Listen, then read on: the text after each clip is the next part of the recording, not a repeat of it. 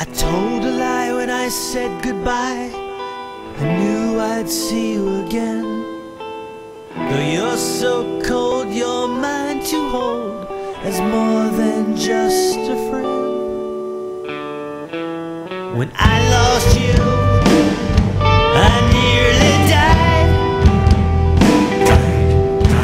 But you were in for a big surprise. I'm in it for the long run. I'm digging up your coffin every eyes. It's not enough, this photograph, so I rewrote your epitaph with some careful placement. You rest easy in my basement. Gray eyes, they never turn away, they never cry. Life is so much sweeter since you died.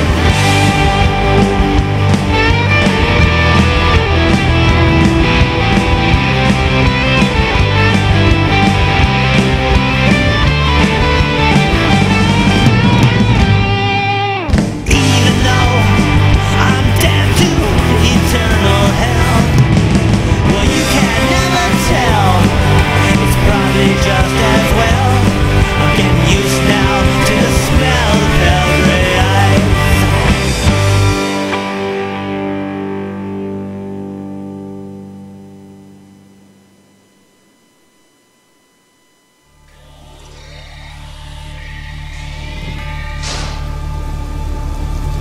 From the haunted backroads of America and live from the G&D Show studios, this is your GhostMan&Demon Hunter Show.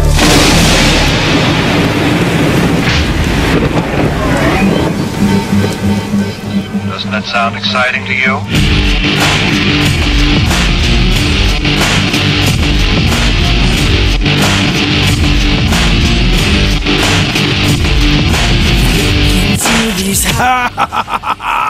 Welcome back, listeners around the world, to what's sure to be another great episode of your GhostMan&Demon Hunter Show. Hello, hello. Hello, are you talking to me? Is it my GhostMan&Demon Hunter Show? It is. It is your GhostMan&Demon Hunter Show. That's why you must pay the bills for the rest of the rest of our career. Huh? You like that? Ladies and gentlemen, tonight will be the last GhostMan&Demon Hunter Show. Welcome back, guys. It's been a long week, but we are back here in studio, and we got a great show tonight. We got a lot of things. Yeah, we've got some fun stuff planned. We've got news. Yep, we got news. We got a lot of things to talk about. Hauntings. There's been some hauntings this week in the news, and there's been another great show getting ready to come out. We got to talk about that a little bit. Paranormal makes its way back to the big screen, if you will, and you know what I'm talking about, Nate.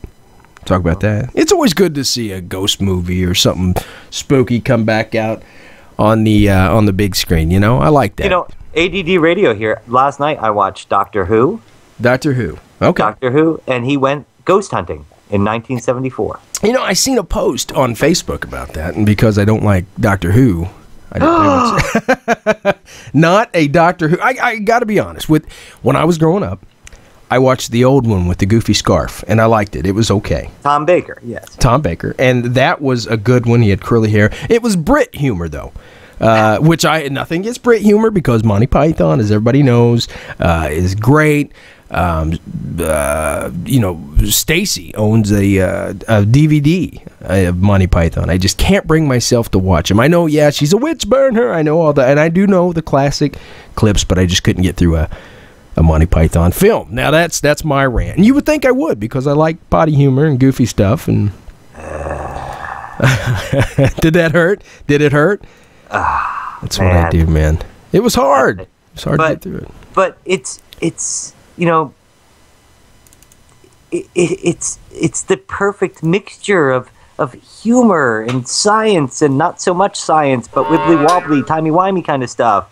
Yeah. And, but what I was getting to last night, Candy bars. I'm listening. Now that's humor. Ignoramus. what I was getting to was last night on Doctor Who. On Doctor They Who. did a special. Uh-huh. They did a regular episode where he went ghost hunting. Right. And I can't give too much away because, spoiler alert kind of stuff. Okay. But the ghost turned out to be a interdimensional kind of thing. Like we've talked about the possibility on this show. It was almost as though they said, ghost hunting, this, that, the other thing, interdimensional, blah, blah, blah. Yeah. And, that's what it turned out to be. Inconceivable! So he confirmed your theory. Ghost hunting is over. Thanks to Doctor Who, I am now the most acclaimed theoretical ghost hunting non-expert on the face of the earth. Now, who's playing Doctor Who now? And why is it, let me ask you, you're a Doctor Who fan, why is it that Britain, or wherever there's UK, anywhere in the UK, when they have a series like this, they feel the need to replace the main actor with 5 billion different actors? Can't we just stick with the same guy for like 20 years and be okay with it? Not 5 billion different actors. Yes. It's 11 different actors. And 11. they came up with the idea Uh-huh. when the first Doctor Who decided to, leave the show. They said, well, how do we keep doing the show without Doctor Who? They said, well, when he dies, he turns into somebody else. Uh-huh. Inconceivable! Exactly. But the great idea is when the body changes, the brain changes too, the brain chemistry. So the new actor gets to play the Doctor however he wants to play it. Oh, so I don't get that at all. With the Star Wars, you had Luke Skywalker and you had Princess Leia, and then when they revisited, they went back in the future and they hit on Anakin and, of course, Princess Amidala or whatever, which was blah, blah, blah, blah, blah. So, but they were all in the Star Wars family. With the Doctor Who, you just can't go from the old Doctor Hughes, the new Doctor. Dr. Hughes. That's my new one. See you on Wednesdays and Thursdays. You have to make an appointment. Dr. Hugh gets into his TARDIS. Is that what they call it? Much. I didn't know what a TARDIS was. I just know the big red phone booths in London from the movie Werewolf in London. Time and relative space, or time and relative dimensions in space. TARDIS. Okay, but it's actually broke down to its basic form. It's a phone booth. It's a police box. It's different than a phone booth, but okay. So if you're in Britain, you can't use those boxes. Those are just for police. They're not even there anymore. What they were boxes. One, they had phones specifically for the police to call into the station, because back then, unlike today, they don't have, they didn't have radios. They had whistles, and they would blow the whistle a few times, and they had signals they would give each other through the whistles. Well, we had those here. We had those if you actually had to call back into the station, there was a phone on that, and if you arrested somebody, you obviously they didn't carry guns. They didn't have cars, so they would lock the person in the police box and then call back to the station, and the paddy wagon would come and get them and throw them in the back of the paddy wagon, unlock the box, and throw them, and they'd drive them away. Okay, here's the one thing, the one question of the day: what were police called in Mario, England? Back in the day. Do you want me to answer that? No, because it sounds like you might know it. Not funny, huh? Well, excuse me for actually knowing something. Do you know it? They were bobbies. Bobbies, absolutely. Absolutely. Huh? I'll punch you in the mouth. So bobbies. So if you got... this is really ADD radio. We're way off topic tonight. We started talking about how all this great ghost, and I start talking about how Doctor Who had a great ghost story, and now all of a sudden we're talking about what they called police in ye olden 1960s, whatever. I know. We went right on. Well, how did we get on Doctor Who? What was we talking about? I was talking about the fact that the Doctor Who episode last night had a ghost story in it. Right. And so what happened? You're not going to tell nobody. But I can't let I may let it slip.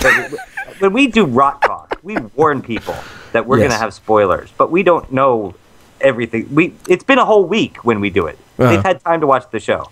This was just on last night. I'm not going to ruin it for everybody. Right. Everybody loves Doctor Who except Sean, who is a barbarian, apparently. A barbarian, yes, because I like Star Wars. I grew up with Star Wars. Doctor Who wasn't. Doctor Who wasn't. Doctor Who could take Darth Vader out. Oh. That was a huge statement for you to make. So huge. fast. His sonic screwdriver, just one little push of the button. Darth Vader's whole In his whole little breathing apparatus just shuts down. He has an asthmatic attack, right? You know, the villain of your series has COPD. Yeah. Okay? It's Taste your flesh. Yes, I will, because that's a terrible statement. Darth Vader could take anybody in the galaxy. Anyway, guys, moving on. We don't need to debate that Star Wars is way greater than the TV show Doctor Who. Demon Hunter. Wrong. Anything else? Anything else happened to you this week? What besides What's that? working? Oh, I got to tell you, my leg. I woke up Friday, and my leg was really hurting. It's been kind of hurting me at work here lately. I have this big blue vein, and it just seems to be getting larger and larger. And I'm only 37, and I have this gigantic vein in my leg. Are you sure that it's like a varicose vein and you don't have blood poisoning? I could have blood poisoning. I don't know, but I've had it for a while, but it's starting to hurt. So I think I'm gonna have to go to the doctor and get it cut out. Can you believe that? My first signs of aging. Yeah, that's your first sign of aging. It is my first sign of aging. That's it. I have all my hair. My teeth are beautiful. I got it all. So nothing really happened full exciting. package there, Sean. You're the full package. I know. Nothing really happened exciting this week. I went to see the movie Oblivion today. Can't talk about I have that. not seen that yet. What do you think? Yeah, Getting mixed reviews. I get a 5. I give it a 5. Give it a 5. Generous 5. Yes. Would it have been better if it was a cartoon? If it was a cartoon, yes, it it could have been better. Yeah, everything could be better if a cartoon. If you remember the old days, they put the cartoons in front of the. Why did they stop doing that? You know your movie history. Why? Well, basically, they stopped doing it because they didn't have to anymore. Mm-hmm. It used to be that that was the only form of entertainment. That's where you sent your kids on the weekend to get rid of them. Yeah. It was where you went to watch the news because most people didn't have TVs back at home. Right. So you go and you watch the news at the movie theater. You could go and they'd show a few different shorts, and if they showed 3 different shorts 3 different nights in front of the movie, you'd go see the movie 3 times. Right. So then it just got too expensive to do that, and it became more feasible, as it were, to just discontinue it all the time. I remember going to see a Disney film when I was a kid, and they had a short at the beginning of it. And that was what was funny about that one was it was a Disney cartoon, but the short in the beginning was live action, real people. Was it like it was like a Who Framed Roger Rabbit kind of thing? I remember. Well, no, it was a actual like the cartoon itself was the main movie. They had a short before it that was people, like acting. I remember it was about some girl who was skiing, and she fell asleep just before she went skiing, and she was worried about her cat, leaving her cat at home, and all of a sudden she has a nightmare that the cat's chasing her on skis or something. I was 7. I don't remember it all. So it was... it made a huge impact on your life, is what you're saying. I started taking really good care of my cat, man. Demon Hunter. Yes. Without further ado, listeners around the world. Are they listening? I think they're listening. We have people in the chat room now. So that's good. Ready, guys? Huh? We can continue now. We can continue. Tonight's guest. Tonight's guest. Executive producer. Oh, are you going to do it, or? I don't know. I thought I heard you rehearsing it earlier. I figured you'd do it. From the A&E and Bio channels, one of their highest rated series guys, executive producer, writer, developer, Mark Phillips stops by studio. He's done a lot more stuff, man. We're going to talk about that. He is the man behind the spook, if you will, on the project. The big series they got out there, My Ghost Stories. Demon Hunter. Also, My Ghost Story Caught on Camera. This guy travels around. He's got, Dun dun dun. Dun dun dun. He's got all these. He's got these 2 series out. He's working on a lot more stuff. We're gonna get into that. But the man behind the spook, the Spook Man, next to the Ghost Man and Demon Hunter, the Spook Hunting Man. He's done a lot of shows before. Never one of our caliber. So I hope he. Our caliber? You mean of our genre? Our caliber, high caliber show. Not that we would talk about other shows because they're all awesome out there. Oh, you mean the shows that we've done? Yeah. Oh, I see. So you're thinking yourself something marvelous and spectacular. Yes, indeed. But, guys, he stops by studio tonight. The big man, Mark Phillips, executive producer of My Ghost Story. My Ghost Story, caught on camera. Yeah? There you go. That's it. He's going to be in the high house. caliber you speak of usually includes you eating beer nuts and drinking a beer with your feet up. Oh, yeah, look, guys, as we all know, that since Extreme Paranormal has came out, the Ghostman kind of went into hiding. And Demon Hunter's career has flourished. Oh, yes. I'm going to show Look how I flourish. Hey, got to build that resume. Here it is, guys, the pictures. I don't know what season it was, from My Ghost Story, with your very own, my co-host, Nathan Schoonover. Yay! Dun, dun, dun. Have you seen my wiener? Yes, he's on the other end of this microphone. You look very good. It looks like somebody took a picture of a TV here. You were mid-sentence, your tongue's out there. It was the funny thing about that is you remember, Sean, when we were out filming, you'd get like a pimple or something, and you'd be all worried about it. And when you'd see yourself on television, it was gone. Yeah. You know, we were flying out there to do the interview part of the show. We were flying out to California, and I fell asleep on the plane wearing my glasses. You got a zip? And the glasses actually cut into my nose on the way there. So I had this huge gash down the side of my nose. And I thought, oh my God, how can I do an interview? My face is all swollen, and I've got I don't know what they do with TV magic, but I look great. I look wonderful. I'd date me. I wouldn't say great. Well, you would always date you. Even back in the Extreme Paranormal days. But there it is, guys. Your very own host, co-host of our show, the Ghostman&Demon Show, Nathan Schoonover. Woohoo! Dun, dun, dun. Yeah. There it is. I am, want to point out, Sean, that I am still using the blue e-cig.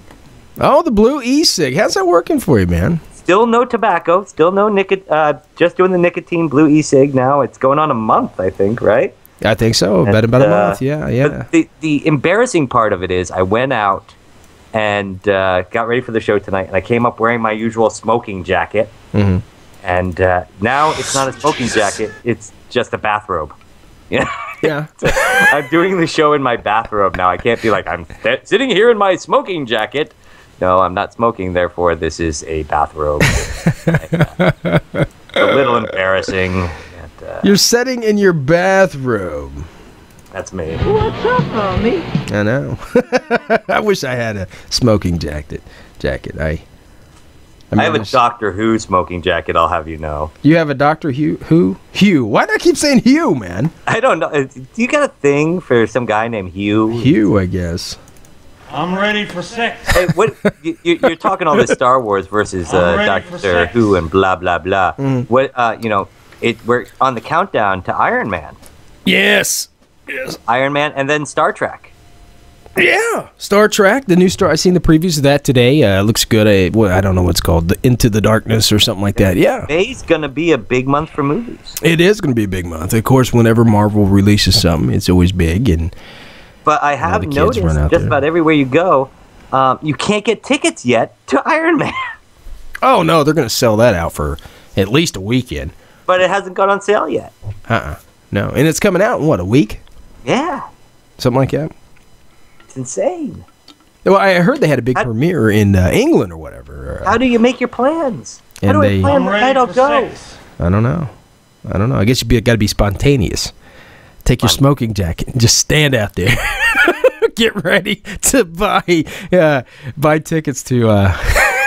Sit online all night long to get my tickets to Iron Man. Oh, while somebody's sitting at home on the computer waiting for them to go on sale, and then just buys up all the tickets. While I'm like Cookie the Monster. third person in line, I can't even get one. With your Cookie Monster house slippers on and your smoking jacket. I don't have Cookie Monster slippers. You do too. I do not. They were taken away. They said I might try to swallow the googly eyes. The googly eyes. That's true. They did a story on some guy. I was watching Saturday Night Live, SNL, the other night, and they did a story on a man dressed up. I think it was in Times Square, dressed up as Cookie Monster. And you know how, no, it was in Hollywood or whatever. You know how they take pictures, the guys down there take pictures with the kids and the people So they came through, and the guy dressed up as Cookie Monster apparently wanted a tip. He took a picture and he wanted a tip, and the lady didn't give him one, so he pushed the 3-year-old to the ground. And they said, you might forget when you see how adorable he is eating a cookie that he's still a monster. Huh? Hey, I know, right? I've told you, you and I have gotten to go to New Orleans together. I have warned everybody who goes down there. I tell them, I love New Orleans. It's my favorite city on earth. If I could choose where I'd live, right now, that would be the place that I would want to live. But if you're walking down like Bourbon Street in New Orleans and you stop for 5 seconds to even look at a street performer, you better have money to put into that cup because they will chase you down till you pay them. Let me guess your shoe size. Yeah. Who there? That was my... Who that? Yeah. Who there? Who there? Who there? That's how they talk down there. Remember when we went down to the bayou and the guy was talking? I didn't understand the whole... I just kind of my eyes glazed over. We were filming. You couldn't understand him. It wasn't his fault. Well, he called that... you don't speak English? He called that alligator mama. That's the only thing I got. Remember, she was like 14 feet long or whatever? Oh, yes. He's like, I know you guys have never driven a boat before, but mama hungry or whatever. And we're like, that's great. That's great. Could you give us the directions on how to actually run the boat again? Yeah, and nobody knew where the cemetery was in the swamp we were looking for. They're like, around the bend. They're like, oh, yeah, it's out there in the swamp somewhere. I'm in the boat with two guys that can't swim in the middle of a swamp. Heck of a place to learn how to swim, though, Hoo-ah! We would not have made it to the shore. Who are you kidding? I know. I have gone on alligator tours and not seen as many alligators since we're out there that night. Well, we were trying to keep them away, and that one guy was feeding them marshmallows, bringing them in. Well, it was so funny because last year I took a trip down to New Orleans, and remember Kalila Smith, our good friend Kalila, who runs the haunted tours down there? Very googly moogly. Yeah, Kalila, yeah. I went out with some friends to just look at the swamp. No tours, no nothing. We just wanted to go out to the swamp. And there was like this muddy patch sitting in the middle of the swamp. So I jump out on the patch and put my arms out for somebody to take a picture of me. And everybody just starts yelling and screaming for me to come back in. And finally I hop back in and they're like, dude, it's a swamp in New Orleans. You don't jump into the middle of it and stand there and wait to be attacked.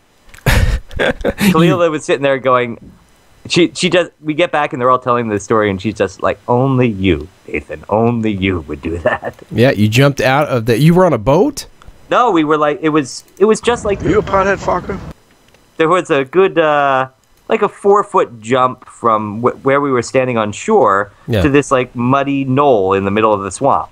So I jumped out and stood on the knoll and, maybe I was ghost hunting. You don't know. Threw on your smoking jacket. Don't you judge me. Threw on your smoking jacket and said, I'm ready for sex.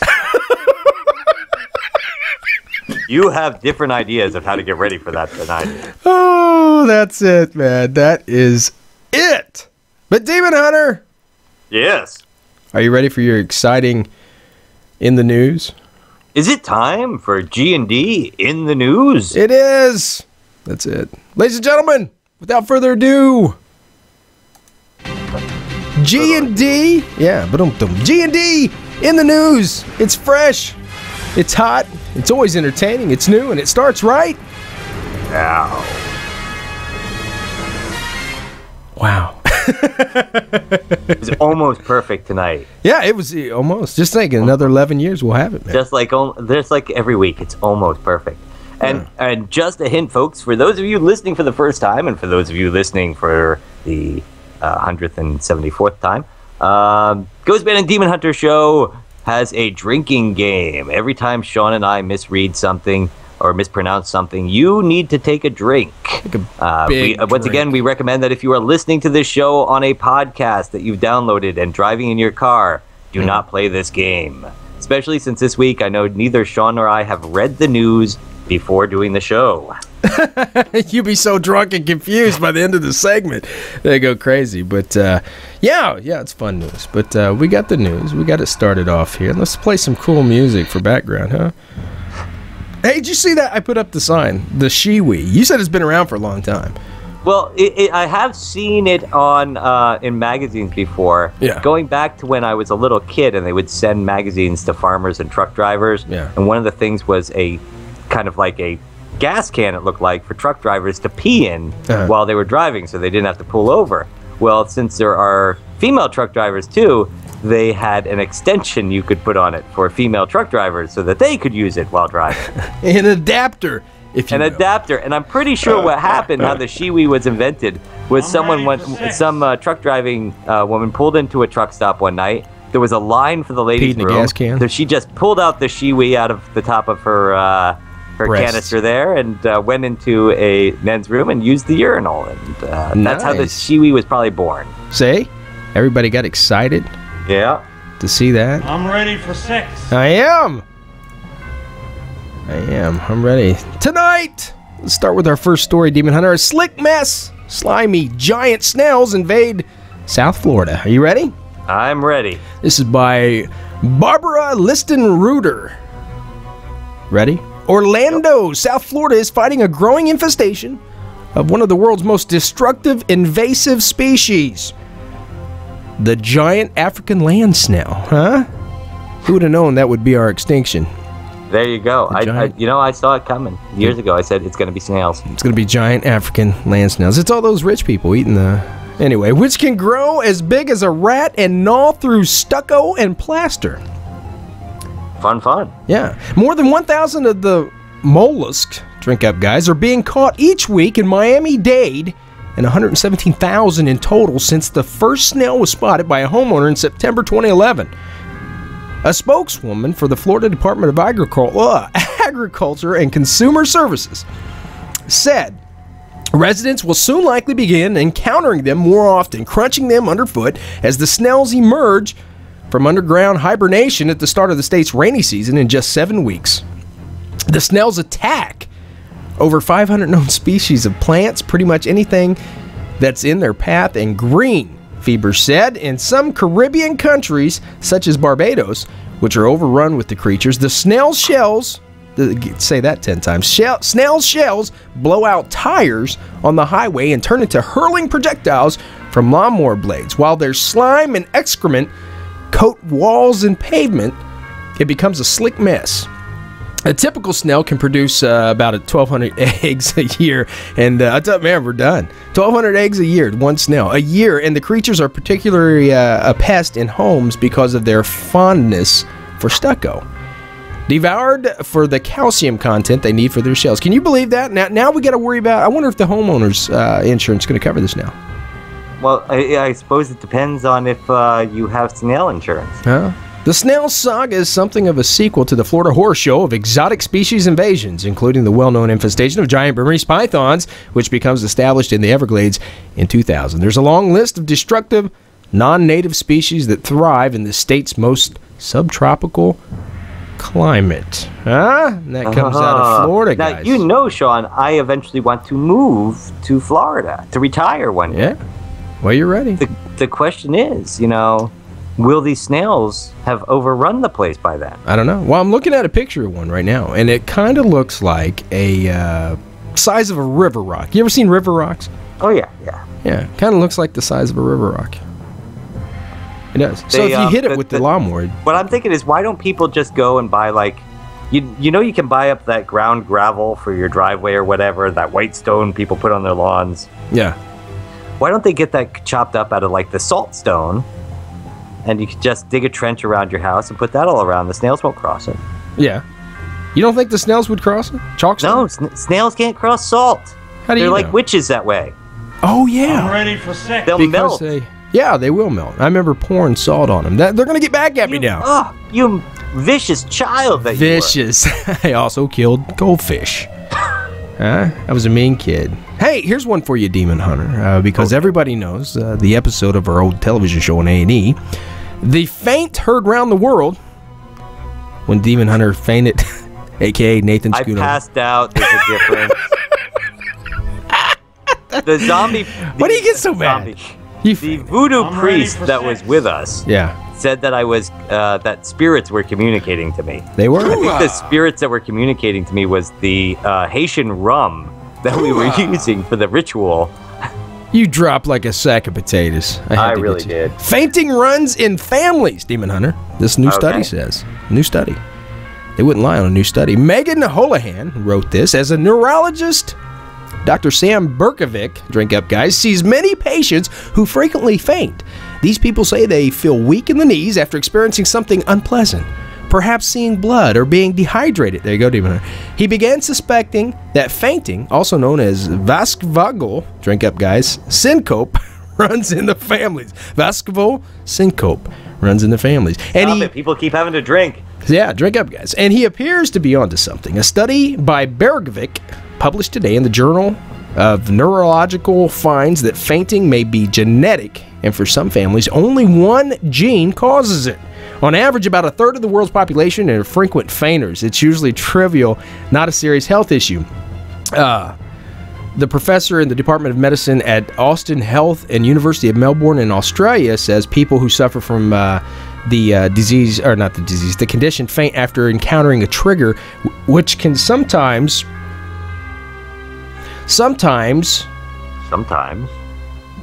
be brought on by blood, being dehydrated, seeing blood, being dehydrated, feeling stress, or experiencing pain while losing consciousness. Huh? So basically what they're saying is stuff that would normally turn yours of my stomach causes people to faint. They wrote this wrong. Said you experience it while fainting while you're unconscious. Aren't you unconscious? Yeah, that's weird. But it runs in the family, Demon Hunter. They say to determine genetic underpinnings, Bergovic and his colleagues recruited 44 families with members who shared a history of fainting. 6 of these families had a large number of fainters, bolstering the researchers' belief that fainting was genetic. Huh? So next time you faint, one time. We have the I passed out. It was 98 degrees and 86% humidity and 2 hours of rum. Rum will do that when it's 90 degrees outside, or 190 degrees. Yeah, it certainly felt like 190 degrees. I'm ready for sex. That's what you should have heard when you when you woke up. I did hear it. Why do you think the producers kept you away from me? Oh, you'd have been like, no. Oh, You're up, Demon Hunter. You're up. Hey, Husky Jesus contest. San Francisco's annual Easter tradition, drink up, hits this Sunday. Yeah. This was from last week's from last week's San Francisco Around the Town. I'm ready for sex. It's from San Francisco, the Husky Jesus. Let's see what it says. Hubba Bubba Jesus. Hey, Zeus. Do a Google image search for Jesus, and you'll notice something relatively quickly. Yes. Most modern representations of the Son of God present him as a pretty good-looking dude. I gotta watch you. Long, flowing locks, piercing eyes, sculpted pecs of a professional carpenter used to working with his hands. Now, what? Hey, where have you seen a picture of sculpted pecs on Christ? This is from San Francisco. I love JC, but I've never seen him work out. His pictures. Oh well, those little details have gone unnoticed by San Franciscans. Yeah. Really? Okay. Easter Sunday, the Sisters of Perpetual Indulgence, the city's beloved sect of cross-dressing nuns. What are they called? The Sisters of Perpetual Indulgence. I'm ready for sex. Host the Hunky Jesus competition in Dolores Park. Now, mind you, folks, Sean thought this said the Husky Jesus competition. Right. He wanted to go Who you call a psycho? In Dolores Park, celebrating people who look like the Lord our and Savior and transform him into our Lord and Sexy. We believe people have the right to express their unique joy and beauty, we're gonna die. And we use humor and irreverent wit to expose the forces of bigotry. Bigotry. Yes. You sinner. You're going to send us all straight to hell. Complacency and guilt that chain the human spirit, the sisters explained in a statement to the Huffington Post last year. Yeah. The Husky Jesus competition is the highlight of the sisters' free Easter party that's been going on in the Mission Premier Public. I'm sorry, you've got me. I'm thinking of Husky Jesus now. I know. thought that, and that I'm going to hell for reading this story. Yes, you are. have been going on in their public space for over 3 decades. Yes. This year's festival starts at 11 a.m. with a children's Easter egg hunt. Will the nuns of perpetual nudity or whatever be there? Of indulgence. Oh, the man. main event also featuring a bonnet contest. Okay. And drag performances begin at noon. Fun for the whole family. But there's an update, Sean. Due to a sudden rainstorm, the Husky Jesus competition was scheduled for mid-April. So you still have a chance, Sean. You could go out there and still get in there. I could. I got my nun Hunky Jesus contest. Now you got me saying Husky Jesus. Say? Biggie fries. So I think that says it all, Sean. I really think that considering I've sent us all to hell now, you folks at home who just listened to the story, you're going to. You laugh. You guys are going straight to hell. That's terrible. No, Jesus, I didn't laugh at that joke. I'm glad I didn't read that Get up story. and get on the bus. I'm glad I didn't read that one. I am so glad because I'm going to be saved. Saved. I know I'm going. I'm out of here. I didn't read it, so safe. We all know JC listens to the show, man. Huh? What's that? JC listens to the show. He's a big So fan. does my mom. I'm gonna get in so much trouble. You're done, man. Let's just go to commercial. You can call her. Hey, Pennsylvania woman cited for calling 911 seeking divorce, Demon Hunter. Well, who has? Did you hear that? Yeah. I wish I'd have called 911. Maybe I got out of that train wreck earlier. Okay, guys. From the Associated Press, Girard, Pennsylvania, Girard, PA. Police have cited a 42-year-old Pennsylvania woman for disorderly conduct after she called 911 requesting a divorce and police assistance to make her husband leave. Troopers say the woman called just after 1 a.m. Saturday asking that officers be sent to her home in Girard Township in northwestern Pennsylvania. Where's Kenny live at? Friend of ours. Police say they explained to the woman, whom they are not identifying, that a divorce is a civil matter and that they could not make her husband leave the residence because no crime had been committed. Instead, police have cited the woman for disorderly conduct and misusing the Erie County 911 system. I love that. Yeah, I love that story. The man has triumphed once again. You don't get to say that. You mean for the first time? First time ever. First time ever. Yeah, wait till they get in divorce court. Then it all changes. Oh, yeah. Sure. Then they'll be like, okay, now it's legal. Take half. Take 80%. Take it all. Take it all. I want this man gone. That's how my marriage ended. It was like the end of the War of the Roses, where the attorney just looked at me and said, "You want this over quickly? Give her everything." Yeah, just give her everything. Okay. That's painful. Yeah, it's painful. I think yeah, that's terrible. That's terrible. At least the man had enough sense. I drove away in my car, and I had my recliner in the back seat. That was about it. That was it, huh? Yeah. I think I took the microwave, too. She wanted the microwave, but I took it. You know, men all over the nation just grabbed a little bit more of the covers because you got the microwave. That's a big thing. They feel better now. Yeah. What else you got? Hey, Sean, superhumans by 2045. Really? This is a news story that I got from Bizarre News. I've not used Bizarre News before, and I think the reason is I don't really see... They make some statements here, but they don't provide the proof to their story. However, I'm going to read it anyway, because, heck, it's superheroes. This is G&D. Who needs proof? Superhumans by 2045. Who needs proof on this show? Yeah. The iconic X-Men superhero may soon come out of the comic books and become reality. UK scientists claim that genetic experts would be able to create a super race within 30 years, giving rise to superhumans like the X-Men by 2005. Right. Mutant humans like Wolverine, Storm, and Rogue from the X-Men movies are possible, scientists said. Right. In London, achievements in gene technology could lead to a class of genetically superior humans by 2045. A 2-day summit to predict the future reported. Really? I didn't hear anything about the summit. Okay. Humans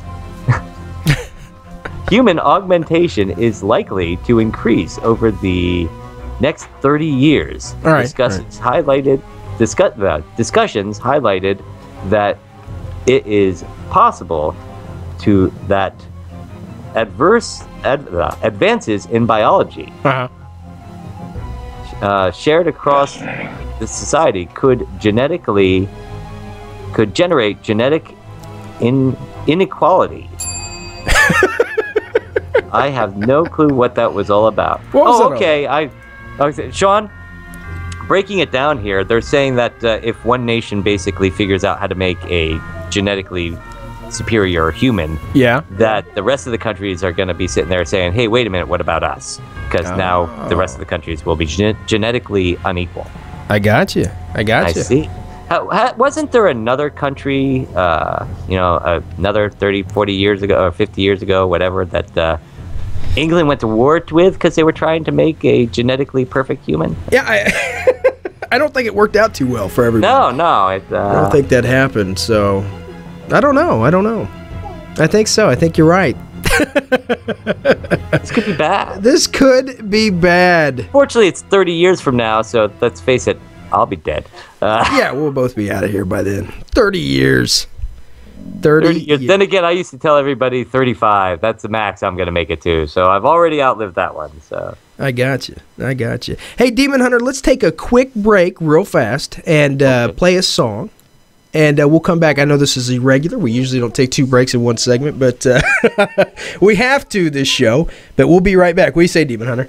I am fine with that, Sean. And when we come back, I've got the update on our zombie alert system. Okay, sounds good. We should be back, guys, in about, say, 5 minutes, Demon Hunter? If that's what you need, my friend. Okay, man. Guys, hold on 1 second. We'll be right back with the zombie segment of the week. All right.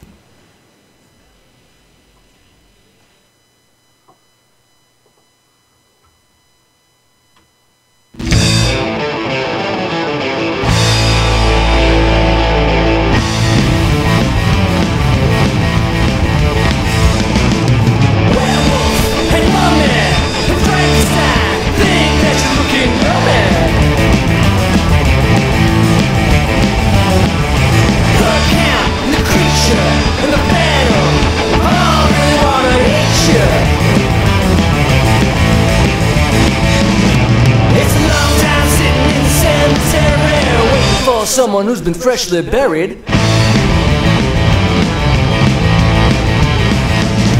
When monsters fall in love, when monsters fall in love, when monsters fall in love, it sounds like this.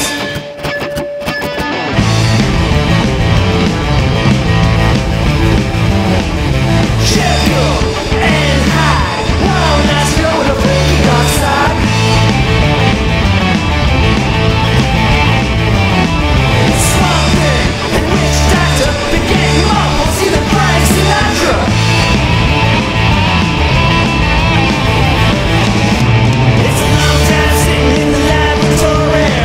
The doctor check his inventory. When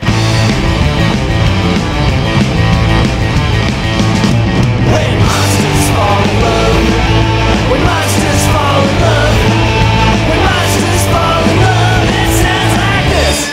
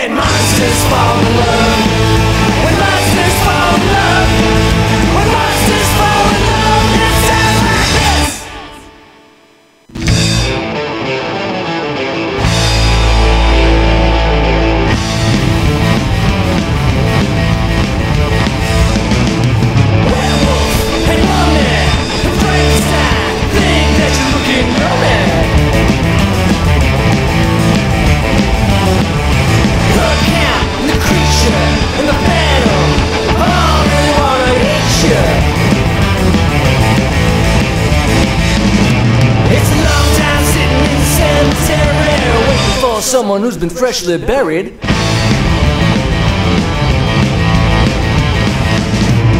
monsters fall in love, when monsters fall in love, when monsters fall in love, it sounds like this.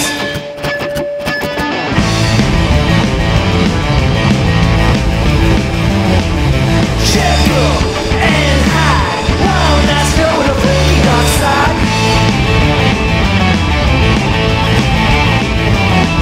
Swamp Thing and Witch Doctor, they get you up, we'll see the Frank Sinatra. Hey, it's Don Wildman from Mysteries of the Museum on Travel Channel, and you're listening to the Ghostman and Demon Hunter Show.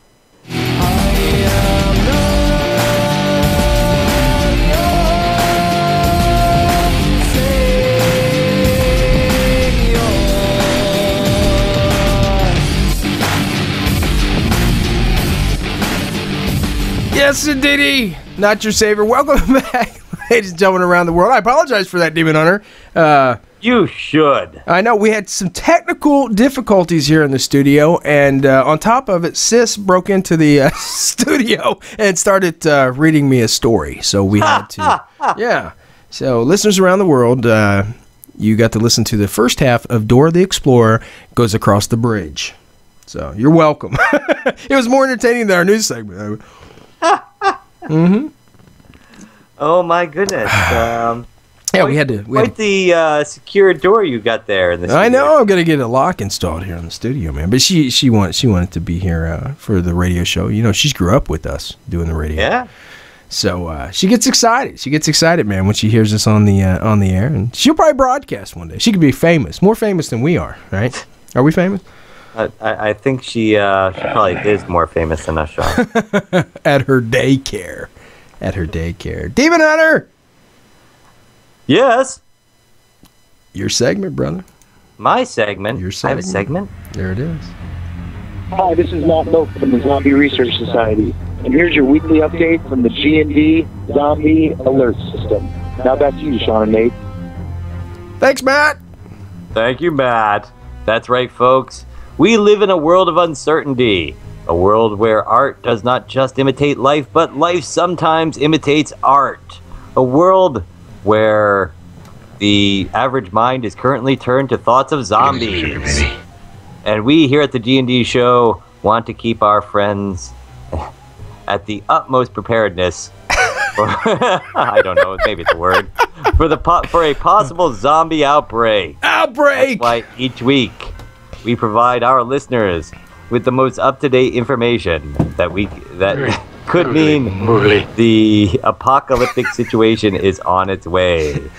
We search the CDC for words like outbreak and NOAA for other organizations for news of chemical and biological spills, as well as searching the news for unsettling reports of attacks that could mean an unexpected change in human behavior. Don't be a moron.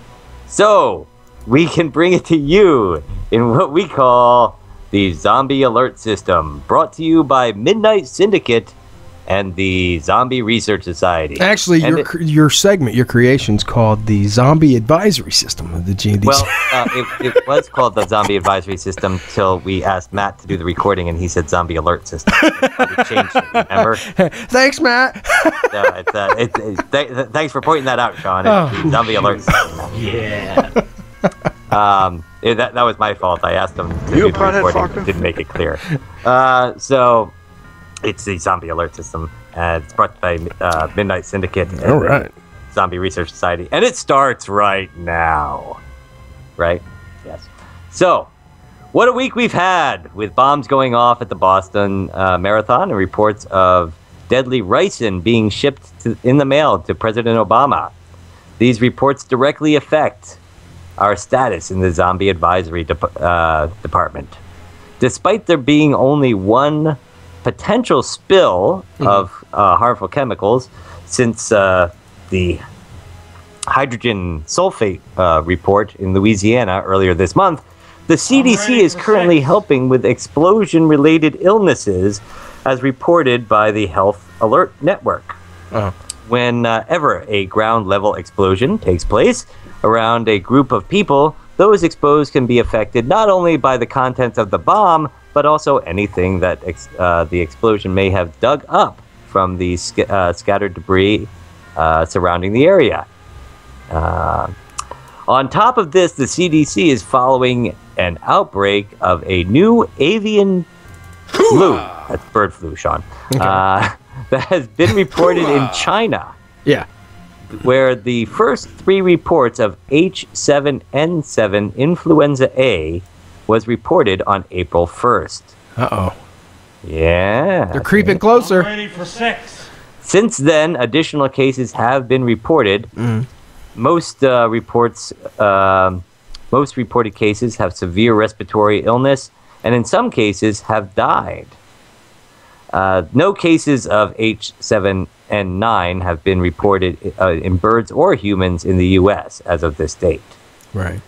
The ricin package sent to the president, many people may not know that ricin is not a chemical attack, but is a natural occurring protein in the castor or castor oil plant, which could therefore be considered more of a biological attack.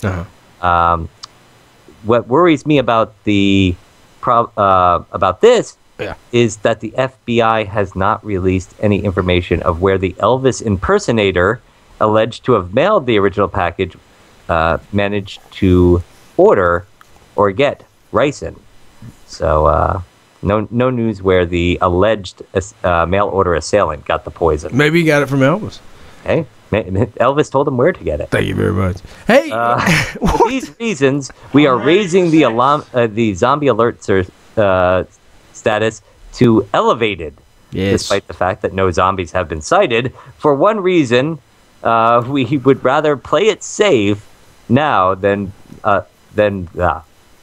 we would rather play it safe now than be a lot sorry later. Right. And for another, with The Walking Dead currently off the air and making new episodes, we're full of anticipation and a little bored. So play it safe, folks. And if you see a mailman walking around with a hungry look in his eye, or an undead bird in the tree outside, you might want to wait until they move on before going out into the daylight. In the meantime, download some Ghostman and Demon Hunter show archives. After the apocalypse, they will be a great lot of fun to listen to. Yes, while you're hiding out in your bunker. What the fuck was he talking about? I have no idea. Oh, I should have bleeped that clip out. Yeah. Mark the time. I'll have to find that later. Thanks. Oh, that was great, man. Hey, that was good. Good delivery. You know, that puts us only 2 steps away from the highest alert. I know. Well, hopefully next week... being in red. You know, we'll have some news about where he got the ricin, and the reports from the CDC will come back that all is clear, and, you know, we'll get news that this new avian flu is not going to be a threat, at which case we'll lower the level. Also, there might be a new movie or something that comes out that we won't be so bored, so we won't be thinking zombies as much. Zombies. It's like people are praying for a zombie attack. It gets so boring at some points, you know? People think that they'll survive a zombie attack. They're sitting there thinking, you know, I'll be the one to make it. I'll be there with Rick, and we'll be fighting these zombies together. And you know, like I said, do you remember the power outages? 3 days without a shower, people were just going crazy. Oh yeah, I remember that. But they'll make it during a zombie apocalypse. Yes. So. No showers for 3 months. Let's see you deal with that crusty butt. Yeah. That's what I thought about on The Walking Dead. Could you imagine the smell in that prison? Huh? I know. I don't think it would work. It would be like sharing a room with you while we were traveling on the road. I know. And they're having sex and stuff on the show. I'm ready for sex. But I guess when you smell bad and the lady smells bad, it's like being in Europe. No. The comments of Sean Burris do not represent those of Ghostman and Demon Hunter or other affiliates. I've been slow tonight, but there's my first zinger. Zing! Sorry, Europe. I love all you guys. They know it. We got a lot of fans in Europe.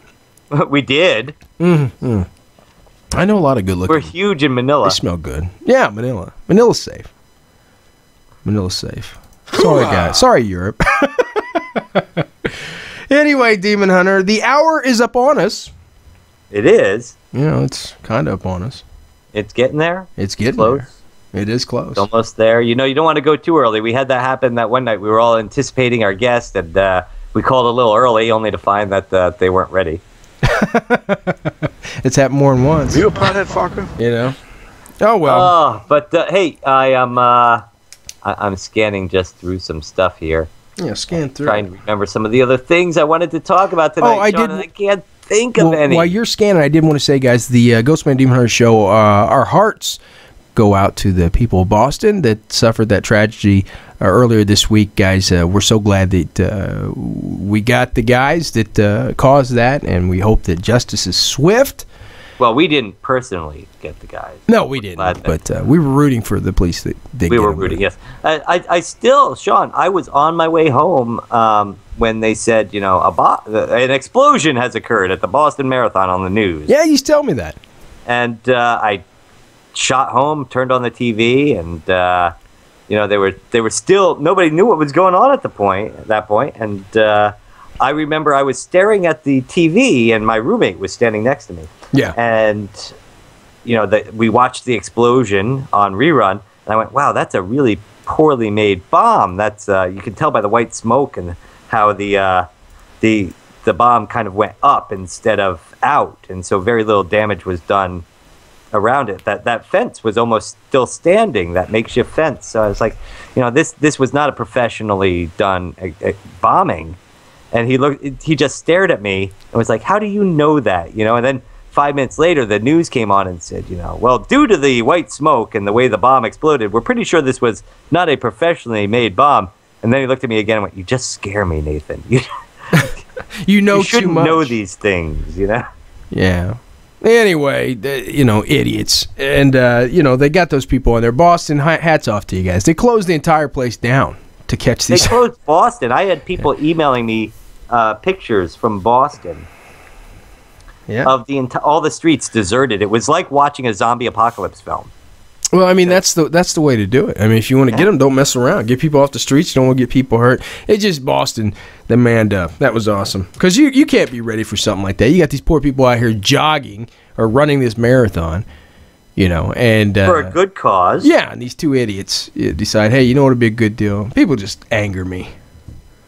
You need anger management. I do. And then the one goes to MIT. I've been an American citizen all my life, and I couldn't afford to go to MIT. This cat's going to be a college graduate from MIT, and he still decides doing what he did was a great idea. Idiot! You hold on 1 second there. I have a call coming in, which might be from our guest. Okay. Hold on 1 second. But anyway, guys, like I was saying, hearts go out to Boston for the loss, and actually the great victory that they got by bringing these two morons to justice. And I can't believe things like that still happen in the world. But anyway, tonight's guest, we was talking about him a little bit earlier. Hopefully everything's still going good. He's from the A&E Bio Channel's executive producer, writer, developer, Mark Phillips, guys. And he's done the real ghost story stuff. Now, I don't know about you guys, but I've seen a lot of different ghost hunting groups and stuff like that have been on his show. It seems like it's, and we'll talk about this when he comes on, but it seems like it's really open to having a lot of the smaller groups and stuff that are out there and making them like stars, giving them their time in the spotlight. And I like that. And I like the fact that it gets more away from the people and more into the story. Because, I mean, that's what sells it for me. The ghost story. You a pothead fucker? Yeah, is what sells it for me. And the Great American Ghost Story. I've always loved those shows about that. And I wanted to talk to you guys about the new show coming out, The Conjuring. The Conjuring's coming out. I forget the exact date, but it's coming out like in 3 months, something like that. And it's the real life, or I don't know about the real life, a real life case story, a case they worked on about the Warrens. Hats off to Ed and Lorraine Warren. Of course, Ed's passed on. Lorraine's still around. And the world's, I would say, I mean, I can't confirm this, but one of the first demonologists. And, of course, cases like this they worked on, they were made famous from. And, of course, there are many tours and lectures and stuff like that. The Amityville Horror. And apparently, this house, and I don't have the information from me, but this house that's going to be, the movie The Conjuring is going to be about, was their first case before the Amityville Horror. And From what I hear, it's going to be amazing. And I watched the previews. You can go to YouTube and watch it. And you see Lorraine, the actress playing Lorraine. She turns around and says, "This place is evil, Ed," and all this. So hats off to Lorraine and Ed. I know he's passed on. There you go. Yeah, they've done a lot of work in the community. So kudos. About time the big screen put the main light on them for once. Yeah? Well, there was the Amityville Horror that put the main light on them. And yeah, but it wasn't about them. This is actually about the ones. Oh, okay. The Amityville Horror was about the Amityville Horror House. And, okay. The activity there. So, well, you want to take our break, buddy, and when we come back? I guess so. Guys, we're going to go to break again. Sorry about the interruption before. From the A&E Bio Channel, tonight's guest, executive producer, Mark Phillips, guys, from My Ghost Story, caught on film, the man behind the ghost. Huh? Let's play. I forgot to play the music. I like that. That's good. The man behind the ghost. We'll be asking him the tough questions. What are the tough questions, Demon Hunter? What's your shoe size? What's your shoe size? Okay, guys, we'll be right back. Enjoy the music. Tonight's band, we forgot to give that, The Scared Stiffs. The Scared Stiffs. Check them out on Facebook, guys. They are a all-punk horror band. So we'll be right back with Mark Phillips, executive producer of My Ghost Story.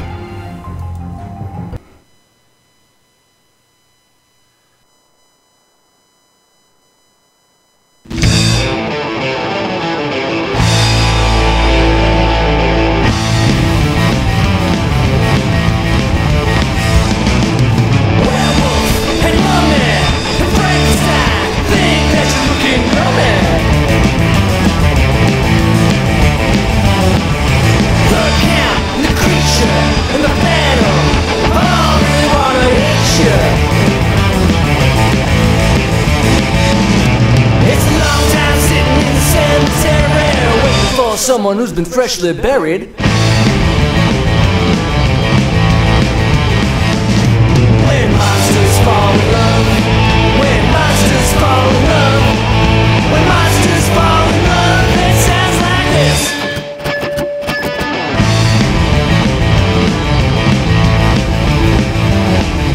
Jekyll and Hyde, one night's go with a freaky outside.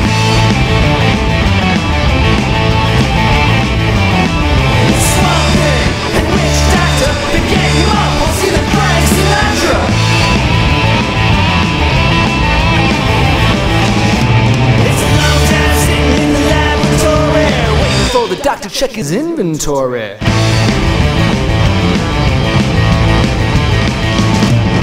monsters fall in love, when monsters fall in love, when monsters fall in love, it sounds like this.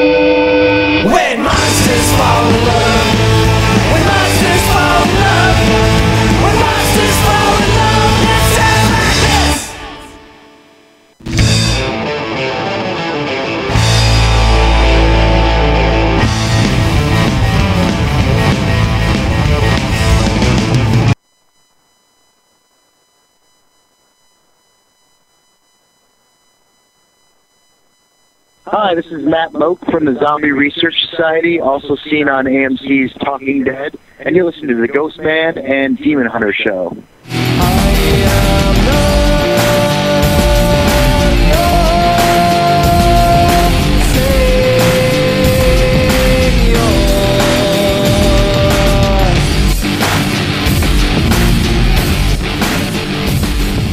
That's right, ladies and gentlemen, listeners around the world. Welcome back. This is your Ghostman and Demon Hunter show. One of your hosts, Ghostman Sean B. Demon Hunter, what's going on, man? That would be me, yes. Did you hear me talking in there? I'm sorry. No, I didn't hear you. Oh, okay, good. I had you Then you're muted. doing your job right. I am. I did it right for that. Actually, tonight, I'm all off, man. The kid ran into the studio. I don't know what to do. Hey, but we've got somebody waiting on the line who, you know what his big claim to fame, Sean, is? More than anything else Actually, that this man has achieved. I do. I got the list in front of me, but go ahead.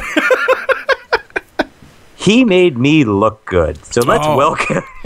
Yeah, let me go ahead and do his thing, guys, from A&E and Bio Channel, one of the highest rated series productions. He is writer, developer, executive producer, Mark Phillips of My Ghost Story. Mark, what's going on, brother? Hey, where's the applause? Come on. Oh, hold on. I got to find that clip for you. Get the applause. Get the applause. You a pothead fucker? Oh, no, that was right. Hold on. Maybe get this one here. You were saying it's good to be with you. Oh, I can't find it, Mark. I didn't have it queued You up. should have, like, an applause sample. Here we go. Here's Mark Phillips. Yay! Oh, wait, that's laughter. That's terrible. Thanks. That's usually Thanks, the one guys. that That makes Sean me feel saves for me. Mark, thanks for coming on, man. I've heard you done a couple shows in the past, and I listened to some of them, but we tried to be original, and I was going through all your work and all the things you've done, and I want to hit on all of it tonight, as I'm sure Demon Hunter does, but you've done so much in the film industry, even before My Ghost Story, and I guess where do we start? At the beginning. You know, did you grow up loving ghosts and ghost stories? No, not really. To me, it's all about storytelling. Yeah. And that's what it's all about. All my career, which I started in Canada as a very young man of 19, it's always been about storytelling, non-fiction storytelling. I've done it all my career. I mean, I have done a few scripted shows, but it's all been about non-fiction storytelling. And I've had an interest in the paranormal arena for many, many years, and tried to figure out exactly what I want to do. And this all came about because of My Ghost Story. That is, it came about because of a show I did on Court TV, which is now True TV, called Inside Predator Task Force. Yeah. And it was a very, very well-received and extremely dark show.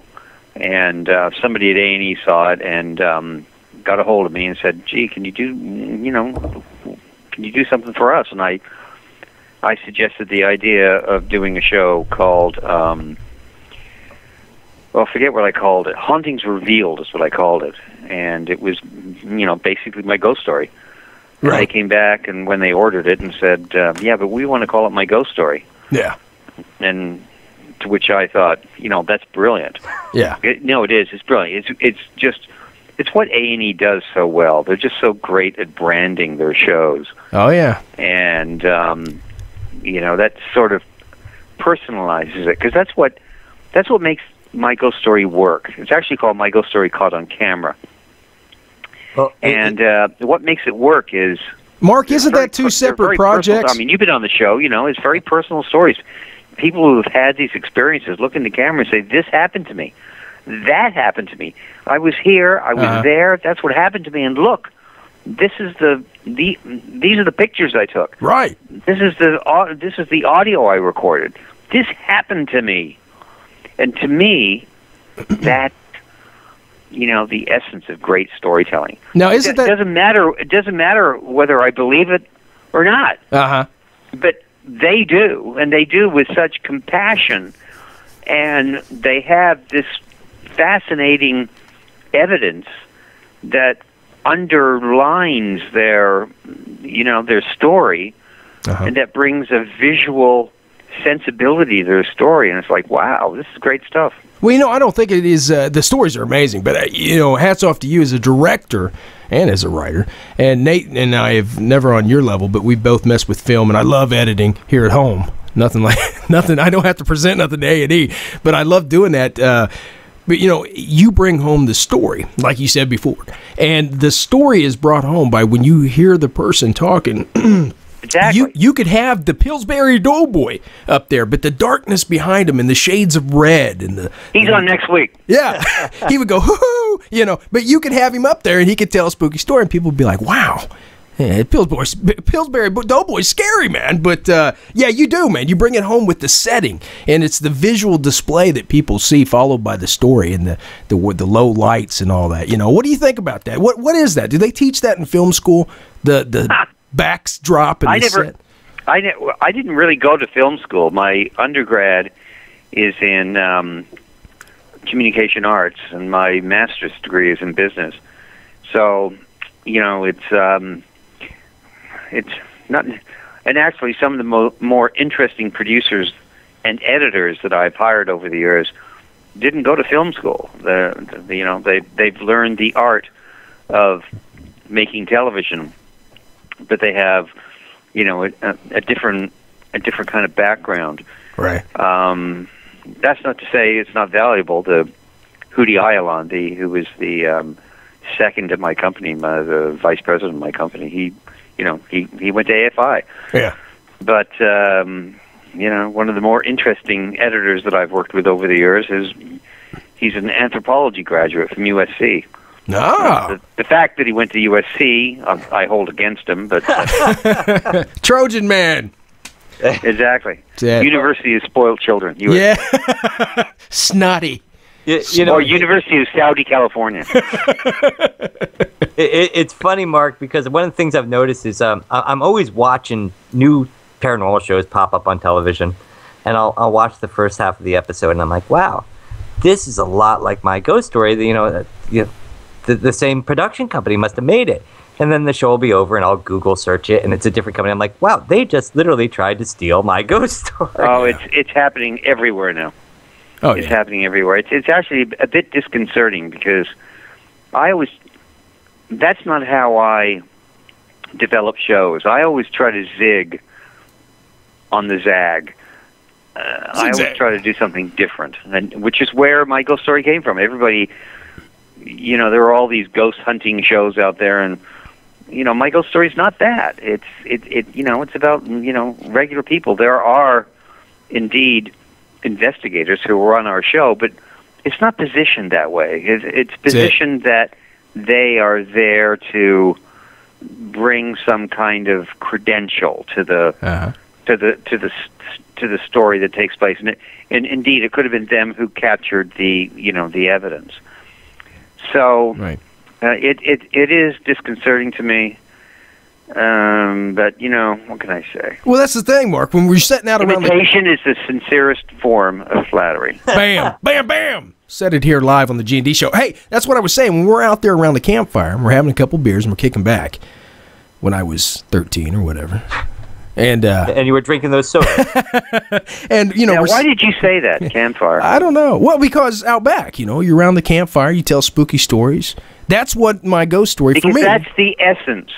That's it. That is the essence of my ghost story. Absolutely is, and I can feel that in my soul. You have to think of it this way. Yeah. That my ghost story is like people sitting around a campfire telling their stories, and then they show their evidence.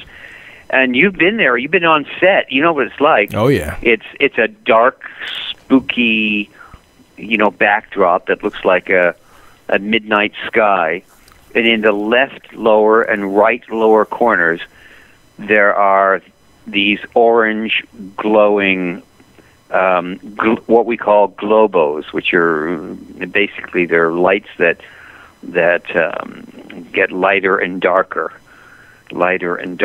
slowly and sort of in their own sequence. Mm-hmm. And occasionally you see that in the lower right and lower left corners of the screen as the storytellers are telling the stories. And that's the campfire. Yeah, absolutely. That's the essence of my ghost story. Well, that's very cool that you picked that up. Well, thank you. What I was going to say is, I'm sorry, Nate. I was just going to say, I never really got to sit down and talk to you, Sean, about when I was on the set there. No, you didn't. That they brought me in. It's this beautiful studio. They're sitting in the back. Like I said, they made me look good, which is hard to do. And in the back room, and then they bring me in, and it's like this dark warehouse that I walked in, and I was like, this isn't really a TV show, is it? You're going to kill me now. Well, I remember when we had our own TV show, going into the places we filmed was the spookiest stuff. And you had told me you went into like a huge warehouse when you did my ghost story, and it was real spooky. Well, it's actually a studio. It's a real television studio. Oh, yeah. No, okay. Well, it's this huge studio, and I thought, it's light, it's airy, blah, blah, blah. I'll be sitting behind a desk or something. No. I was like, I'm a dead man. Well, my ghost stories for me takes out the human factor, the drama. And people are just so sick of seeing that. Mark, with every day you work with, people all day long. When you come home and watch TV, you kind of want the human aspect kind of taken out of it, because like you said, with the ghost story, when you're sitting around the campfire, somebody puts out a ghost story. I could tell you about the ghost of Reeder Road, and it doesn't matter if the real guy's name was Johnny. I could say, it was Bobby and Tina, and they were driving down the road one rainy night, and it's just as good. It's just as valid. You know what I mean? And that's what my ghost story does. Like you said, it brings home the American ghost story, and it does it like nobody else can, man. And it's an amazing show. And like with Extreme Paranormal, when we did that, Nate, they put us in there, but I always thought, our show we had was a story. We were bringing out the story, the legend. The original idea was for us to go out and listen to other people's stories, and then go out and try and experience it for ourselves. Yeah, right. And not to hunt down the facts or the truth or anything like that. And then it in editing it got changed, but that happens too. We should have went with Mark. We should have gone to Mark and had him film us. So Mark, we got this idea. But that's like when you go out and you get these stories, and I know you came back, then you send people out to actually film the locations to get the the process is this: people submit their stories to us, and we then conduct a Skype interview with them over the internet, if we can, or we send them a flip phone and with a bunch of questions that they have to answer, and then we select the stories, and it's based, on how good of storytellers they are, and B, the level of evidence that they had to show us. And then we fly them to Los Angeles, and we put them up in a nice hotel. We take care of them. We drive them to our studio, and we sit them in front of 2 cameras in that what you described as a warehouse. It's not. It's actually. It's really not. I'm sorry, Mark. I wasn't downplaying it. It's a studio, and it's a beautiful studio. I walked in. I was a little spooked out by the inside. Right, and we then it takes about an hour per storyteller. There's generally 2 storytellers a story, and they tell us the story, and we have a producer who's assigned to work with the storyteller, and we help them frame and elicit the most important parts of the story. Sometimes the stories are a bit more complex, and there are 2 or 3 different things going on. We had to figure out which one we want to concentrate on. And when they come to Los Angeles, they bring with them their evidence, which we then digitally copy. We then, once that's done, several weeks later, a field producer will go to their location where it happened, and we'll shoot what we call point of view B-roll.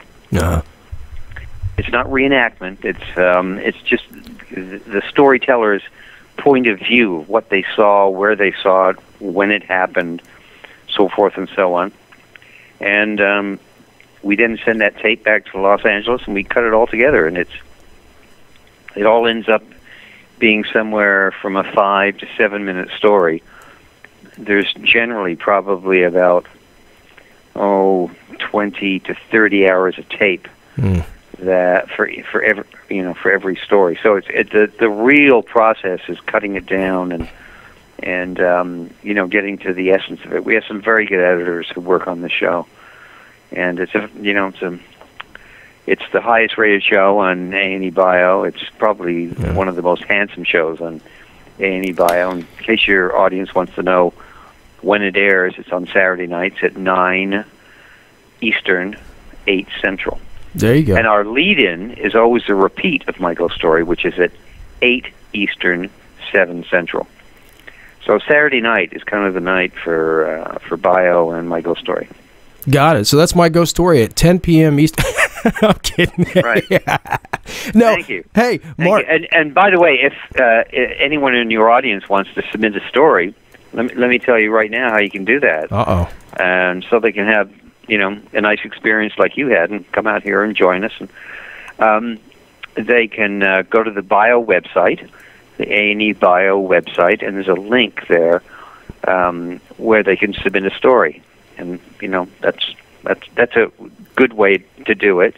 And at that link, they can also watch full episodes of My Ghost Story. Yeah. They can also see some testimonials of people who work on the show who have had these bizarre and crazy experiences while working on the show, especially some of our field producers who've gone out to these locations and have been pushed and touched and scratched and captured amazing stuff on camera, which we have used in the stories.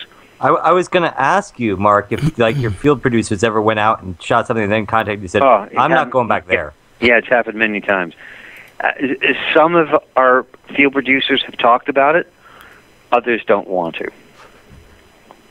Which is kind of natural, It's kind of natural. Yeah, but on a show called My Ghost Story, come on, tell us. No, there's some people... I'd like to tell this story. There's a few months back, I walked into the studio, and the storyteller on camera, walked into the control room where all the monitors are, and the storyteller is a woman dressed in a police uniform.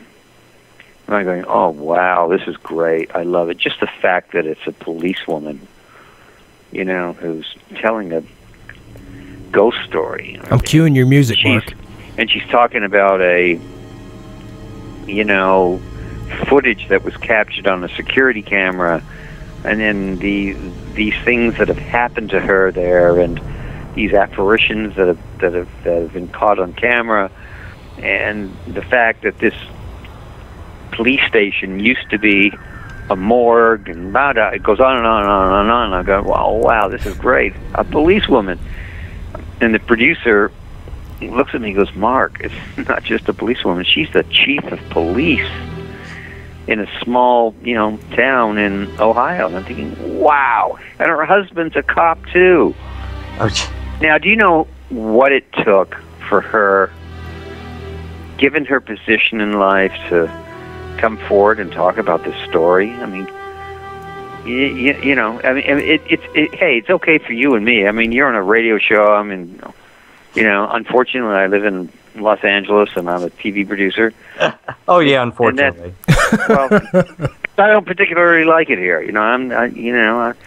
If I had to live someplace in America, I wouldn't live here. But I'm here because of my business. Mm-hmm.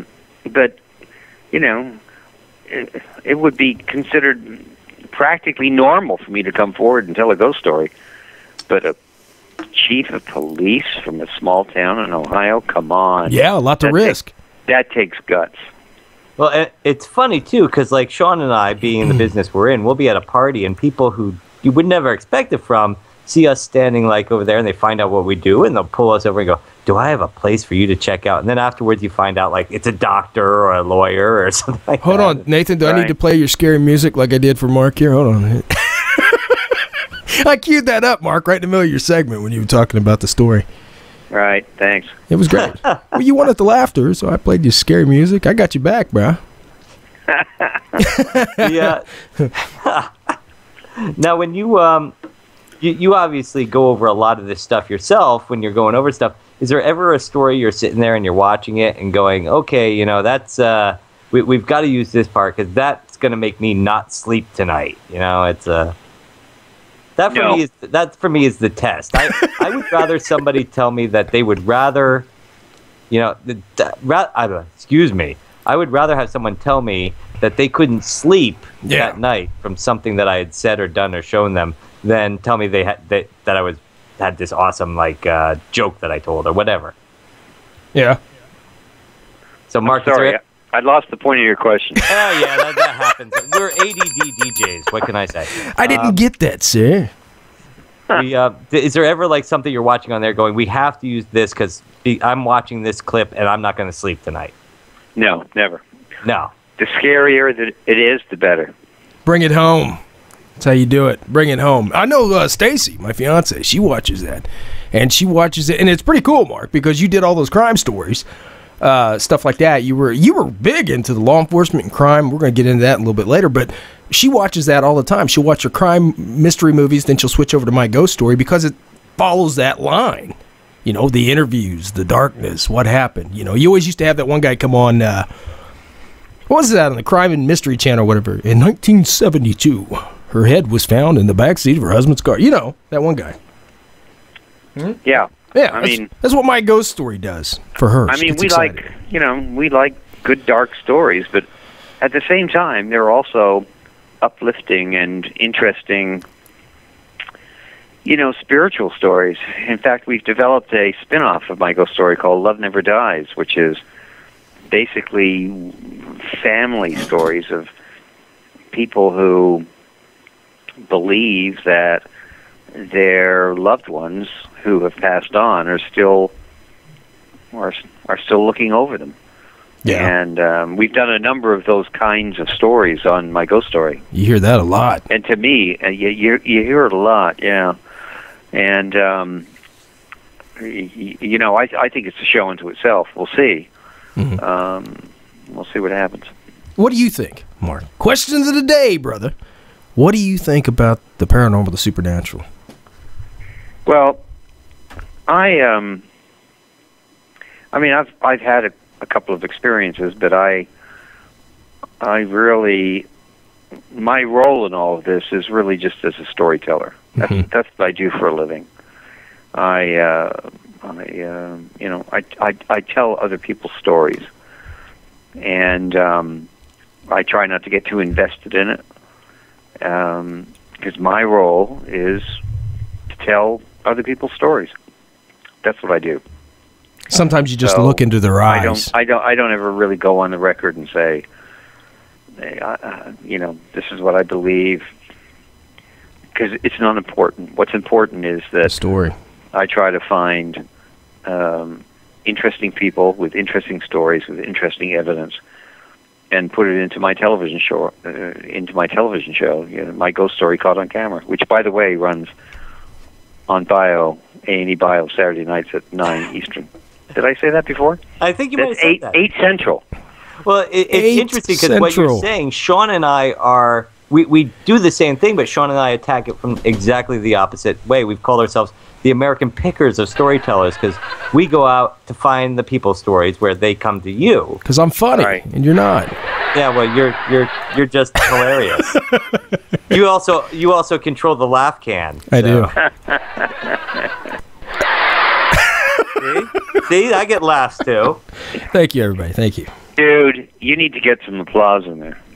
Hold on a second. I think I got it. Wait, I got to switch scenes. We're doing a live picture thing show going out on Ustream Live right now, Mark. I couldn't get any pictures of you. You're so elusive. You're like Bigfoot. They sent us one photo of you playing your guitar. Yeah, from a cell phone or something. You're a heavy metal rocker too. I want to get into that, man.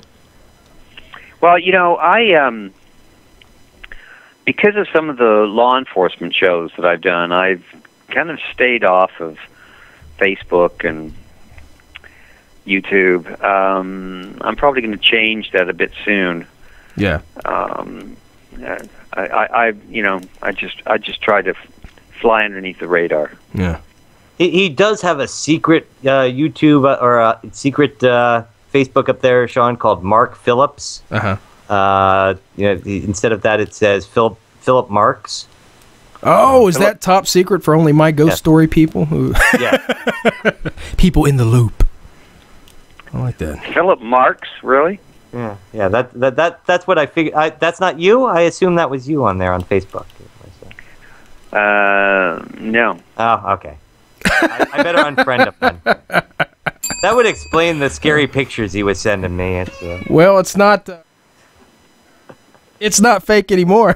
I think the only image of me on the web is me playing my Rickenbacker at a guitar conference in Colorado. Can you give out the name of your not band? Colorado, Montana. Can you give out the name of your band? The Covers. The Covers. Now, is that rock? Is that hardcore or alternative or what? Well, we call ourselves The Covers because all we do is cover songs. Cover band.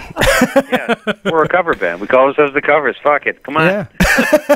Bring it home. I play guitar and mandolin. Terribly, but I do play it. I do. You play mandolin, really? I do, man. I rock it. My dad used to be in a bluegrass gospel band when I grew up. And he used to play. He taught me some licks on it. So I can play all kinds of gospel hymns, huh? One thing is, I don't go to church. I bought a mandolin, and it's in at my office. We have a jam room. In fact, I was jamming for an hour and a half before going on the show. Yeah. And it's a full-on jam room, with drums and PA and right, maybe 5 different amps and 20 different guitars, and I have a mandolin at home. I bought it because I did some music for a show that for a pilot that I did for True TV, and I needed to play mandolin. And I just hacked around on it. I also bought one of those 6-string banjos. Yes. Those are very, very cool.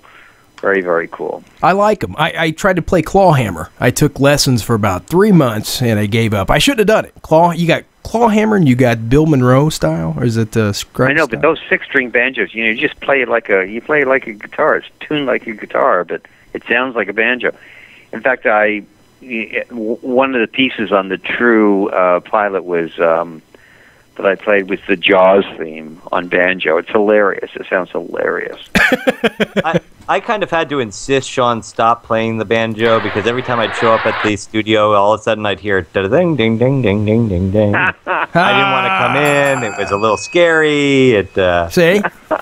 A lot of people don't know, though, the banjo is the great American instrument. I mean, it's one of the oldest. I love playing it. Great sound. You can't beat the sound. It's a great sound. Yeah, you can't beat it. And used properly. In fact, if you ever listen to... I don't know if you're a fan of Robert Plant and Alison Krauss. Yes. But there's a live version of Black Dog that they sing together, and it has a banjo riff in it. Right. Which is great. It's really great. Hey, here goes my ADD. How do you scan through these stories? Because you must get 40,000 of them a week all across the country. How do you go that one, that one, that one, and that one? How do you do it? I have a really brilliant staff who do it because I don't do it myself. Okay. And, we have our criteria, or, the criterion that we look for, and we have a research staff who looks through them and looks at the storytellers, the evidence, the historical implications. There are things that we look for because it's what makes our show what it is. I mean, we look for, first of all, good, interesting storytellers. It doesn't matter what you look like. That's not the point. It's can you tell this story? Next, do you have interesting evidence? Do you have compelling evidence? And is there some kind of background to the story that makes it something special? Because it's about your family, because it's about your loved ones, because it's about some historic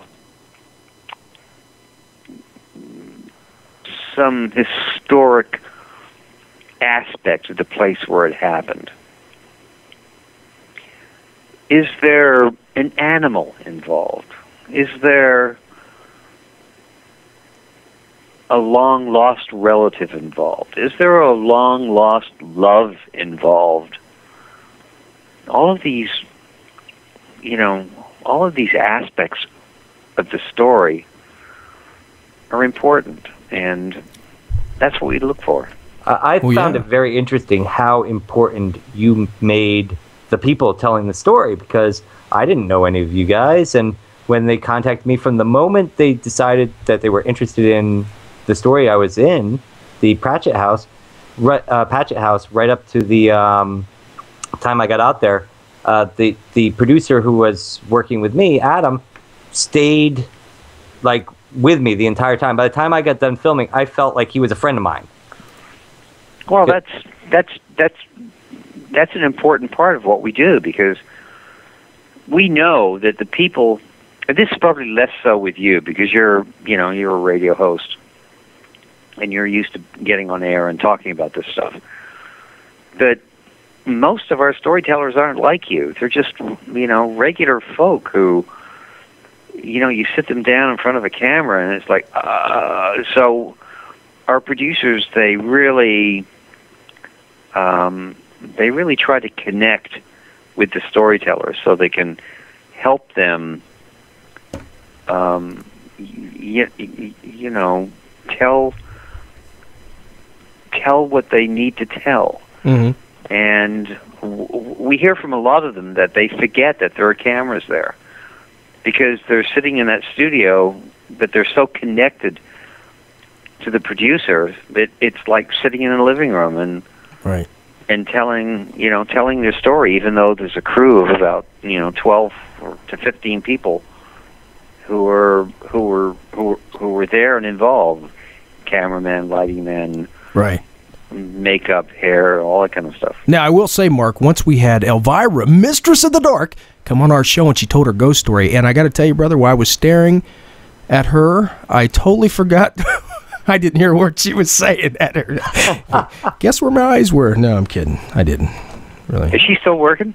Oh, yeah, well, I think. Hold on. Oh, yeah, when she came on here, she was doing the horror nights that we were helping her promote. And My Elvira, or whatever it was. Yeah. There was some cross-dressers and stuff dressing up like Elvira. But, I love it. It's a great show. We've had a lot of interesting things on the show. Yeah. We've been on about 6 years now, Mark. So we've had, first time we've had you on, though. This was a treat to have you on, man. Talking about My Ghost Story. The brains behind My Ghost Story. It's or a semi-brain. Well, then you fit right in. It's this is the show for you. We've never had you on the show before, Mark. Could we possibly get to you to say that this is Mark Phillips and you're listening to the Ghostman and Demon Hunter show? Yeah, this is Mark. What did you want me to say again? This is Mark Phillips and you're listening to the Ghostman and Demon Hunter show? Yeah, this is Mark Phillips, and you're listening to the Ghostman and Demon Hunter show. And I'll do that one more time. You could say executive producer of This is Mark Phillips. I'm the executive producer of My Ghost Story, which airs Saturday nights on Bio at 9 o'clock Eastern Time, 8 Central. And I'm on the Ghostman and Demon Hunter show. And hopefully they're not hunting after me. Hold on, I just want to add, this is Mark Phillips, and I love the greatest guys out there. My number one radio show in the world, Ghostman and Demon Hunter show. See, folks, normally this would have happened off the air, but since we had a shorter break tonight... yeah, well, studio... I didn't get a chance to record with Mark. Live radio, folks, technical difficulties. You guys are too much. Oh, Mark, it's funny. A few weeks ago, we had... Sean... Who now I'm losing my mind here. Who? Mysteries at the Museum? What? No, before that, the week before that. Doug Jones. Week after that. Walking Dead. Michael Rooker. We had Michael Rooker on, and he was laughing so hard we couldn't get him to say. Yeah, his lines. His line about being on the show. And finally, we just said, that's okay. Well, it's okay. Don't worry about it. And we just used him laughing for his intro. That's the thing about having you on, Mark. You do this, brother. You do My Ghost Story and for love of the game, not the fame. Does that make any sense? Because people can see that. It comes through in your production. You do this for the love of the story. And people feel what you put into your production. And I know I feel it. And it like you said, it's a tribute to the American ghost story. And it's perfect. It's all about good storytelling. That's what that's That's what television should be, whether it's about ghosts or whether it's about crime or whether it's about love. It's all about good storytelling. That's it. I would like to throw this one other thing out, saying how wonderful your crew is. Well, now I smoke e-cigarettes all the time because I don't smoke anymore, but real cigarettes. But when I flew out to you guys, I was still smoking. Come on, you were smoking crack. Rock! Your producers said they would never tell. And I seen a ghost in the bathroom. I saw this white. Hey, I don't like cocaine. I just like the way it smells. Terrible. That's funny. I've never heard that before. Feels good on my teeth. But I was actually, since I had to fly the long flight out to California with a stop in between, I brought an e-cigarette with me. And they're expensive. And I got out there and I was sitting in the back room and I left the charger for it in your studio. And your production crew contacted me, told me they had it, and sent a driver over to the hotel with my battery before I flew back the next day. Now that's class. That is class. You know what? We may not be a big budget show, but we try to take care of our people. And you do. You do. That's it. Hey, Demon Hunter, Mark, I think, guys, the hour is upon us. What do you think? I'd say it's probably around there. I guess so. Hey, Mark, brother, I got to say, stay on the line for 1 second. Keep doing what you're doing, man. The American Ghost Story has been brought back home by you, sir, and your crew. So keep up the good work, okay? Thank you. All right. And yes, Mark, please stay on the line for one more minute while we finish up what we have to say here, Sean, because like I've always said, we're all about the ghost story. That's not proven any more than with tonight's episode. My ghost story caught on camera right here on the Ghost Man and Demon Hunter show. Mark Phillips, thank you so much. And Sean, who do we have to thank tonight? We have so many people to thank, but very special thank you to tonight's guest from A&E Channel, the Bio Channel, executive producer of My Ghost Story, guys, and much, much more, Mark Phillips. Mark, thanks for coming on, brother. Thank you. You bet. Okay, guys, special thanks goes out to some of our sponsors. Let's pay the bills. Creations by Souls Denounce, guys. That's soulsdenounce.com. Check them out for all your Souls Denounce needs. We're going to find out what those are for one day, Demon Hunter. My soul's been denounced many times. That's it. Hey, guys, special thanks to tonight's band, Scared Stiffs. Check them out on Facebook, scaredstiffs.com, all across the country. Great music, guys. Midnight Syndicate, thanks for being here for us, guys. And Serial Weird. That's a new magazine coming out. Serial Weird, Demon Hunter. It's good. That sounds like what we have for breakfast in the morning. That's it, guys. Hey, from the haunted back roads of America, this has been another G&D exclusive interview. Don't go changing America. You know we won't. Hey, Demon Hunter. Because we love you. We love you guys. Good night.